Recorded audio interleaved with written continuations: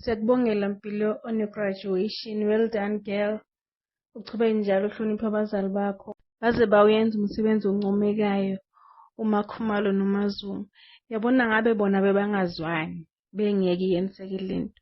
Baye bavumelana ngenxa yokuthi bafuna ukuthi uMpilo akhule kahle. Omunye umama bengeke avume ngomntanakhe. Bekezohlala mhlawumbe umoya omubi ukuthi adelele uMakhumalo. Kodwa ngenxa yokuthi baye bazwana uMpilo nangokhule kahle. Siyabonga amaZungu indlela okhulisa ngayo uMpilo inomthelela ngendlela uMpilo ahloniphe ngayo uMakhumalo. Makhumalo wenza umsebenzi omuhle.